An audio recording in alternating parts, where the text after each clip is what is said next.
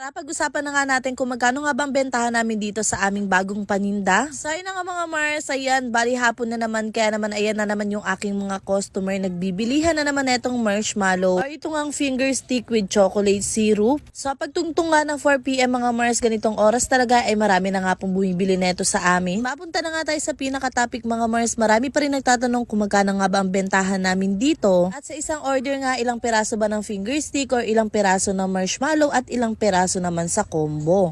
So, syempre, dun nga muna tayo sa pinakauna, which is yung plain na marshmallow lang. So, sa marshmallow mga Mars, 10 pesos pa rin naman yung bentahan doon at naglalagay pala ako dito ng 6 pieces. So, magkaiba kasi yung size nga na nilalagay ko sa may combo at itong marshmallow lang talaga yung o-orderin. So, dito nga sa marshmallow lang talaga, bali 6 pieces nga yung nilalagay ko noon and malalaki na po yung size noon. And dito naman po sa aming finger stick, bali 15 pieces nga po yung nilalagay namin dito and 10 pesos pa rin naman ang bentahan dito. And dito naman sa combo namin mga Mars, alam ko marami talaga nang curious kung magkano nga ba ang bentahan namin dito. So syempre dahil combo nga ito mga Mars, akala nyo nga ito maas na rin ng presyo pero hindi po. Dahil dito po sa combo mga Mars, ganun pa rin naman po ang bentahan namin, 10 pesos din. So bali ang ginagawa nga namin dito sa combo mga Mars, bali naglalagay kami dito ng 5 pieces ng finger stick and yung size naman ang ginagamit namin dito na marshmallow is yung maliliit lang, kaya naman naglalagay naman kami dito ng 10 pieces. So uulitin ko mga Mars, lahat po ito marshmallow, finger stick, yung combo na finger stick with marshmallow is 10 pesos lang po talaga ang bentahan namin. Pero syempre mga Mars, mahalaga pa rin talaga na magko-costing tayo para malaman natin kung magkano ba talaga ang pwede nating ipresyo dito. So nung kinosting ko naman to mga Mars tapos binilang ko yung mga marshmallow is sumakto naman na kahit papano may tutubuin, kaya naman caring-carry na ng 10 pesos. Nakagandahan kapag ganitong presyo nga lang yung benta mo is afford ng bata, kaya mabilis lang din talaga siyang maubos. So tuwing magkakaroon talaga ako ng tinda mga Mars na mga bago is palagi ko talagang kinukonsider na carry ng mga bata. So ayun, sana nasagot ko yung mga tanong nyo. And kung tatanungin nyo naman ako saan ko nga ba binibili to, meron po akong nabibilihan ng marshmallow, chocolate syrup, and finger stick. Pero kung hindi naman available sa inyo to mga Mars, meron po ako nilalagay na link dyan sa comment section para mako-order kayo. And syempre, ayun nga, i-costing nyo mga Mars kasi syempre kapag umorder tayo online ay nandyan nga yung mga shipping fee or kaya naman medyo mataas siya konti ng presyo, kaya palagi po tayo magko-costing at wag lang po tayo babase doon nga sa ating mga napapanood. And marami nga nag-request mga Mars na mag-costing din ako sa paninda na to. So sige mga Mars, sa susunod i-costing natin yan para malaman nyo na kung magkano nga ba ang kinikita dito or magkano ang tinutubo. Pero sa ngayon nga mga Mars, syempre ayan muna ang ating sasagutin kung magkano nga ba ang benta at ilang piraso po ang nilalagay namin.